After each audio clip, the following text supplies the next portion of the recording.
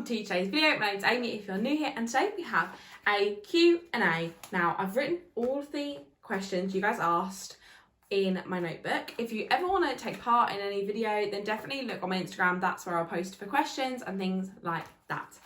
I have a feeling this is going to be a very rambly video. I've not prepared any of my answers, not really even thought about it. I'm just going to film and hopefully we can get this up unedited. So the first question is, I have loads of clothes, hardly any outfits. How do I know what works well together? So I feel like this is one that we all suffer with. I feel like we all have loads of clothes and then no outfits. And I've heard that term being thrown around a lot at the moment. And I really think it's true for most of us. I think we see an item of clothing we like, but don't necessarily think of what we will wear it with. So I tend to go for one plainer section of my outfit and then one more patterned section of my outfit.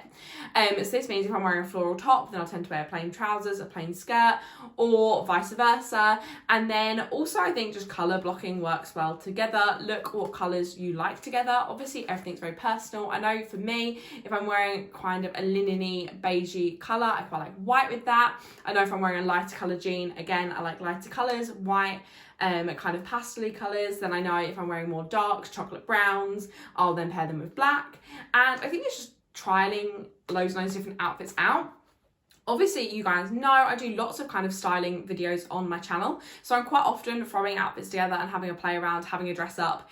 And I really think that helps. I also look at Pinterest, Instagram. If I'm feeling like I need some inspiration, I'll watch kind of styling videos on here. And I really find that helps me just kind of get inspiration about what to put together. And I think it quite often it can help you decide or think of a new way to style something that you've not thought of before. Again, though, I think the best thing to do is just listen to what your personal style is. If that changes day to day, so does everyone's, it's fine. And just kind of wear outfits that make you feel confident. But definitely just play dress up and stick to the rules that you know works for your body type and works for making you feel confident. The next question is, any advice for body confidence with calories being put on the menus? So obviously, if you've been around, you would have seen this is happening. Menus are officially, by law, having to be on the menus. I think it's in places with a certain amount of employees. So I think smaller restaurants can go away with not doing it. But the majority of the restaurants we will all be visiting will have calories on the menu, which is obviously very problematic for lots and lots of different reasons. I'm someone that's never struggled with any sort of eating disorder or anything like that. But I am someone that has struggled with feeling confident in my weight, and I also am one of them people that have fallen into the traps of dieting and things like that in the past. So I don't really have any great advice. I know Row Recovering did an amazing Instagram post. I know quite a few accounts have done, which are amazing, which definitely go and check out. But I think the best thing to do is think that we all know like our limits. We all know sort of that going out for dinner is a treat, and yeah, that's fine. Also, calories are just fuel, they're just energy, they're what we need to survive. And also, I think if you've been eating it before and not having any problems, then just because you can see the number doesn't mean it's any worse for you or anything like that. Obviously, this is coming from someone that is not an expert at all. I don't know anything. But from my personal opinion, I think just know that your body needs fuel, it needs energy. The food you're putting in it is not a problem. And no matter how high the calorie is, like, it's fine. It's just a calorie. It's just a number. And at the end of the day, like, it's okay. You're valid. You need to eat food. That's important. And yeah, just take care of yourself. I saw on that Instagram post, she said to get people to maybe read the menu out to you if you're not comfortable with seeing the calories, if you're prone to calorie counting and are trying to stop that. I don't know, literally just put something on the menu to cover it up. I know some restaurants, I think Wagamama's, are doing a calorie-free menu. So if you want to check out that, then definitely ask. And just be on the lookout for things that you think might help. And yeah, it's really difficult. Sorry if you can hear screaming, mum, it's working as always. So yeah, just be kind to yourself and know your limits. So the next question is, how do I get more body confidence? Obviously this is very varied. It is completely different from person to person, but I'll tell you the tips that helped me. So we all have good days, we all have bad days, and I think it's important to remember that Body neutrality is also super important, and just feeling neutral and not kind of feeling anything is a really great step to get to if you don't think you can get to loving your body. However, I think Nelly London did a post the other day, and if you don't follow her, she's great. In fact, side note, I think following accounts that make you feel good when you look at their account is the best thing. I've unfollowed so many people and followed lots of people that just make me feel good when I see their posts, and she's definitely one of them. So Nelly London did a post and she was like, imagine if we'd never seen things in the media about having a flat stomach, having smooth skin, having that hourglass figure, about skin tones, all of this stuff. And it was like, imagine if we'd never heard that was a problem. Imagine if we'd never heard that you need to lose weight. We'd never heard that stretch marks are ugly, cellulite is not good. If we'd never heard any of that, we would never have these thoughts in our mind. And it's just remembering that your body naturally exists this way. Who are we to say that's a problem with that? I think I look at my body and I feel proud of what it does. I'm really, really grateful that my body can do so much that a lot of people can't. And I feel like it is just being careful what you're saying to yourself. Also be careful who you hang around. There's people that might make you feel bad about your body. Try and distance yourself from them. Just really, I don't know, it's really difficult. Compliment yourself. When you think, oh, my stomach doesn't look good, tell yourself, no, that's fine. I'm allowed to have a stomach. It's so normal. I feel like that's my main hang up, and I feel like I catch myself pulling myself up on it, if that makes sense. But just know you're valid. Know your body's beautiful no matter what shape, size, colour, markings. You know, everyone is valid. And it's really, really difficult. It's a long journey. And yeah, it's really difficult. But know you're valid no matter what. And know your body deserves love no matter what. The next one, a bit of a change up, is how do I know where to find the best charity shops? So I feel like I don't think there's particular areas that have good charity shops. Now, people might be yelling at me in the comments, and that's fine. I think that because of charity shopping being different every time, there's not particular areas I find that have the best charity shops. Now, that is not to say that there's some that I prefer shopping in. I personally love the Basildon charity shops. I would say they're my favourite area to thrift. I think that's because I love the way the shops are laid out. I love the way they're priced and things like that. But I think in general, you can't really know before you go and try them out how they're going to be. Obviously, stock's different every time. You might find an absolute gem in a shop filled with stuff you absolutely hate, and that one gem is the reason you love a charity shop, and I feel like that's what I love about it. So a lot of people say the rule of thumb is the nicer the area, the nicer the charity shops, but I always find the nicer the area, the pricier the charity shops. So I suppose it depends again what you're looking for. If you're looking for nice cheap bargains, finding kind of not as fancy areas tend to be quite good. So Basildon I love, they have stores that everything's £2, stores that everything's £3. That's always good. But then if you go to a nice area, things might be a bit more expensive, but then you might get higher quality goods. But equally, you might get the higher quality goods for the great bargain price in the cheaper area. So I think it's just trial and error. Also, just the atmosphere of a shop can mean I prefer to thrift there than thrift elsewhere. So just try them. And I feel like thrifting is a really fun thing to do if you don't know the area. Is just go in and try it out, and it's really fun. The next question is, what makes you happy? Charity shopping, making these videos, having a good busy work week makes me happy, seeing friends, seeing family makes me happy, spending time with my niece dog, oh my gosh, that makes me eternally happy, travelling, food. I feel like I have made my life just full of things that makes me happy, and that in itself makes me happy. Knowing that I have, you know, chosen to cut things out that don't make me happy, unfollow people that don't make me happy, not have people in my life that don't make me happy, and then doing the opposite and filling it with things that I love, and I feel really grateful for that. And I know that not everyone can do that, but I think if there's certain things that make you happy, make sure you try and find time to squeeze them in, no matter how small or big they are. The next question is, what piece of advice you have, the best piece of advice you have received. Now, I'm going to say this, and there's actually a couple, none of which I was told to personally, all of which I've seen online, which I feel like online quite often gets a bad name, but a lot of these mottos and things I literally live my life by, and I love. First thing, I was watching James and Karis's YouTube video, everyone probably knows who they are, and she was saying that before she would go to the gym, work out, do exercise because she hates her body and she wanted to change it. But now she works out because she loves her body and she wants to look after it. And I just think that is so lovely. I said that to my mum. I think we both had a bit of a moment that we realised that all of the times we've been going to the gym before, we've been doing it in a place of hatred, in a place that I want to change what I see, in a place that I'm not happy, I don't fit into the stereotype perfect body. And I think definitely now, I feel like I go to the gym because I want to move my body, I want to challenge it, I want to feel healthier, I want to sleep better. If I've had a bad day, it's quite nice to go there and de-stress. And I feel like that is going from a place of hatred to love towards my body, and also a place of kind of, I don't know, it's just a more positive way of looking at it, and I really like that spin on it, and I think that's really important. Another one I heard, which I always say the wrong way around, is you're not supposed to fit into your clothes are meant to fit you. So I feel like this is such a good one. We're all guilty of putting on a pair of jeans that are the size we think we should be wearing, they don't fit, and we blame our body.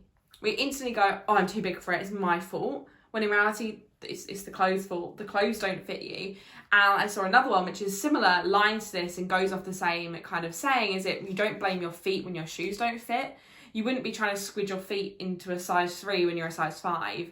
And we don't punish our feet. We don't get angry at our feet. We don't say, you're too big, you know? You just kind of accept that you need a bigger size. And sizes on clothing, you know, are so varied.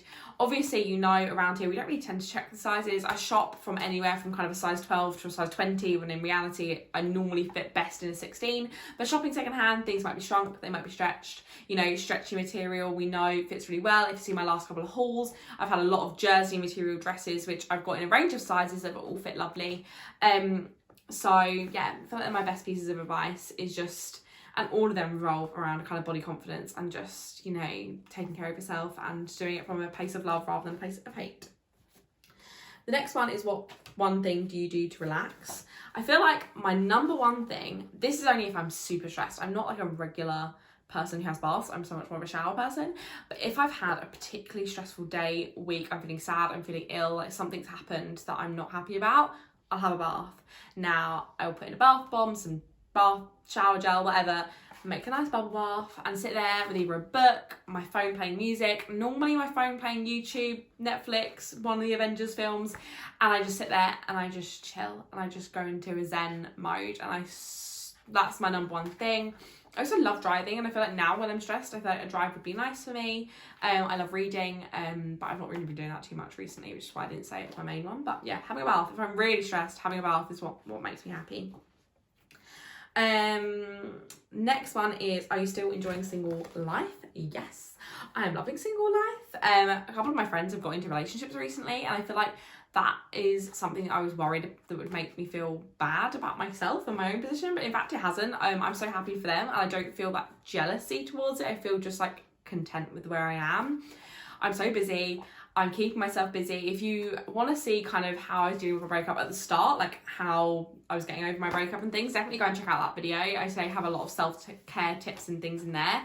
But oh my gosh, I am enjoying single life. I took myself out for like a big solo date night the other night. I found out through TikTok that my favourite comedian was doing a show, and he doesn't go on tour, James Acaster, if you're wondering. And he was doing, as a part of a big night for Ukraine to raise money. They had lots and lots of comedians, and he was going, and I have wanted to see him for so long. And I instantly thought, I want to go to this, but don't have anyone to go with. It was like the next day, really last minute. So I just booked it. And I went out to London by myself. I went and looked in the charity shops. I went to a pub, got some drinks by myself. I went to Nando's by myself on the same night, which ticked another box of going out for dinner by myself. And oh my gosh, I just felt so proud of myself, and I just felt so content. And I know this is probably something small for a lot of people who are used to doing this sort of thing, but I didn't go to uni, I haven't travelled, I've been at home, and I'm constantly around people. And to do big things like that by myself, oh my gosh, I was so proud of myself. I also drove to Brighton to visit my friend Megan. You guys all know her off YouTube, my sister. And I drove there, did that all by myself. And I kept on having dreams of like, not I hate men dreams, but they were I hate men dreams. And I think it was just my body saying to me like, look, you're so content by yourself, like don't stress. And yeah, I feel so content, and I'm really lucky. I've been out on dates and things like that, and still chatting to people, but I don't think I'm ready for anything serious. And I let everyone know that at the start. And yeah, I'm really content, I'm really happy, and I'm keeping myself super busy. The next thing is favourite easy environmental swap. So as you know, I've done quite a few of our environmental swaps on here. I've documented most of them on here as well. Obviously, it's shopping secondhand. I love it. It's my passion. It's my favourite thing. It calms down. In fact, that is actually something I do to relax, is go charity shopping. Another ones I've loved are, I'm trying to think, there's so many, literally everything's kind of a swap for me now. Refillable shower products, period pants, secondhand clothing. Yeah, there's so much. I love basically everything I've done. Although I have put on here, any environmental swaps that didn't work. And I wanted to mention this. I actually added that one on because I wanted to mention the ones that didn't, because not everything does work. The natural deodorant, I tried it in a video, and the first week I did like it. So in the video I was saying how I did really like it. And an update for you guys, I just haven't tried it again. I started getting really red underneath my arms. So I think I might have either had a reaction or just the change of product was too much for my skin at that moment. It is something I want to try again, but at the moment that hasn't worked. But yeah, pretty much everything else has. I got a natural loafer the other day, which was interesting, like from a loafer plant, which is cool. That works, it does the job. Yeah, there's lots of little things. Carrying out tote bags when I go out, I do that every time. I thought that's the easiest swap. There's so many things I've done, and as I say, if you want to see any of these things, definitely follow me on Instagram, because I normally mention it on there if I'm trying something new. Also on YouTube, if you go back on my videos, you'll see any environmental swaps we've done, and they'll be on there. So number 11 is favourite charity shop. So obviously I've said a couple of questions ago how I don't really have a favourite and I go everywhere, but I do have a favourite. You know what charity shops I love? Are fixed price charity shops. So Havens Hospice in Basildon is everything £2 and under. Cancer Research is everything £3 and under. Both in Basildon, both amazing. And I feel like there's something about the freedom of knowing things aren't going to cost more is great. I literally love them all. I also like the smaller, more independent ones. There's something about the rummage and something like that that's just great to me. So I love that. I love like St. Luke's in Billericay. But I love them all. They're all amazing. But yeah, I love a fixed price one just because you kind of know what you're getting with that. Next question is, how is work going? So work is slow. Cost of living is very high at the moment, as we're all really aware of. It's awful, and unfortunately for me, in terms of work, that just means business goes a bit slow. In saying that, the week I'm filming this is the week before Easter. Obviously, I know this is super far in advance.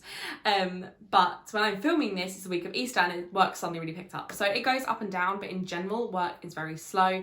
The beauty industry as a whole is kind of taking a hit at the moment because people don't have disposable income to come get the nails done, come get a massage.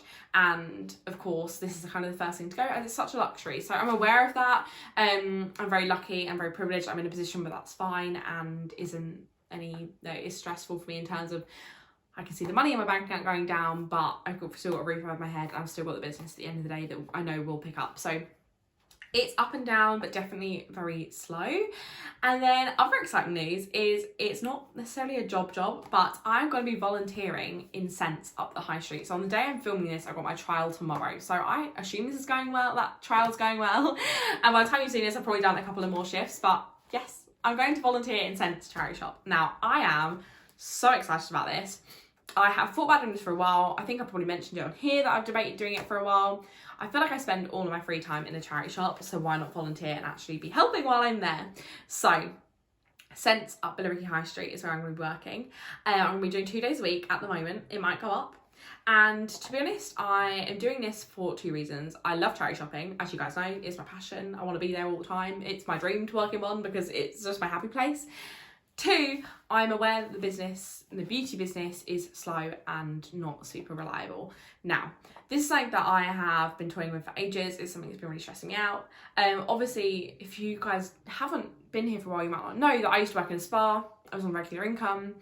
It was fine, you know, pandemic hit, I'd handed in my notice, then opened up Simply Vibrant, which is where we are here, which is my own beauty studio. And although I love it and I had every intention of making this work as a full-time job, it may not. Now it might do, but it may not. So I feel like as a backup plan, I wanted to get experience in a shop, especially a charity shop, as that's something I'm so passionate about. So although they are rare, some charity shops, well, no, all charity shops have a paid managerial role, an area manager, that basically just keeps the shop in order, and they are paid jobs. So I'm thinking that if I get some experience just volunteering for now, then eventually down the line, if I did want to, I could apply for a shop manager role and potentially be more in well, you can only really get it if you've had experience. So I wanted to kind of lay the groundwork of volunteering and building up my hours there and experience, and then potentially in the future I know I can get a job as a shop manager, area manager, maybe work my way up that chain.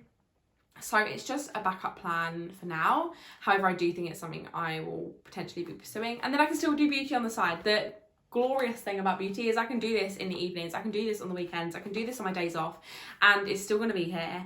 I've got lovely clients I know will keep coming back, and I am, so at the moment I'm only doing 2 days a week in the charity shop, I've said, and they are only 12 to 4, so nice easy hours. I can still fit my clients, I can still work full time in the business, and put my heart and soul into it, but it's just a plan thinking about the future, because I'm aware that I'm 21 now, you know, I'm not getting any younger, and although I am not planning on moving out anytime soon, it's something that I want to make sure I can get some decent savings behind me, and I think that's probably going to be the best way to do it. So I still think I'm passionate about. I can give you guys a behind the scenes on shopping in charity shops. I'm sure I won't be vlogging, but you know what I mean, I can tell you all the tips and tricks, and I feel like it's something I'm so passionate about. The industry is something I'm so passionate about. I'd love to learn more about it, and the best way to do that is to be working in it. So super excited about that.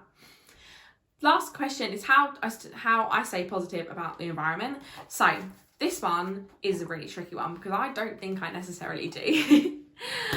I am so happy and I love nothing more than making these swaps, trying my best, telling you guys about swaps you can make. But I don't think I know enough about it to be preaching really serious things. I just preach the little changes I make that work for me, and I'm aware that them little changes probably aren't enough to do serious kind of big change. The world is not focusing on that right now. Some may say it should. I also think that we probably should be thinking more about our environment, seeing as this, you know, it's where we live. Probably should take care of it. So it's really tricky. I don't know. I think I follow lots of accounts that show simple changes you can make. Another thing, actually, this is how I stay positive about it, actually. Changing my mind. How I stay positive about it is looking at the younger generations and how passionate they are about things like this. And you sort of think these younger generations are going to be the people that are going to make these changes. Like, they're going to be the people that grow up to be world leaders and people that are running these companies. And if the younger people, which I think in general they are, thinking about the environment, thinking about easy changes, shopping thrifty, you know, using reusable products, being conscious where their clothes are coming from, conscious where their beauty products are coming from, if we can get the younger generation doing that, and they definitely are from the people I've seen, in general, they are going to be the people that are going to make the change. So hopefully that is how I stay positive. I look at the younger generation, how passionate they are about it, and you just hope that we can make them changes that we want to make and stand up for things we believe in. And I really think hopefully that will work. But it's really hard, I think, to stay positive about it. I think it's really important to not let yourself get down if you can't make the changes you want to make. There's certain changes, our environmental swaps and things that aren't doable for whatever reason. They might be like, me, I really like meat, so I carry on eating meat, and I probably shouldn't, but I do. And there's things, I buy too many clothes. I'm fully aware of that, but I love it, it's my passion, and I make sure that I never just chuck them away, I resell them on. And yeah, there's little things we can do, but don't beat yourself up if you can't do everything. And if some things don't work, some things don't work. A lot of people don't have time to shop in charity shops. That's absolutely fine. Just maybe cut down on what you're wearing, cut down on what you're buying. A lot of people can't, you know, get to a refill shop, maybe shop for recycled packaging instead. And there's little swaps we can all make, but don't beat yourself up if you can't do them, because there's some things that just simply aren't possible. I need to drive my car to get from place to place. You know, there's certain things that we can't all do. And I think if you're making little changes that feel right for you and right for your family, then that's all you can do. But yeah, this is my little Q&A. I hope it was okay. I hope I answered your questions all the way you wanted. If you have any other questions, leave me in the description. No, leave them in the comments, and potentially I will do another video. If not, I'll get back to you in the comments. Yeah, that's it for today's video. If you enjoyed it, don't forget to give it a thumbs up, and I'll see you guys in the next one. Bye.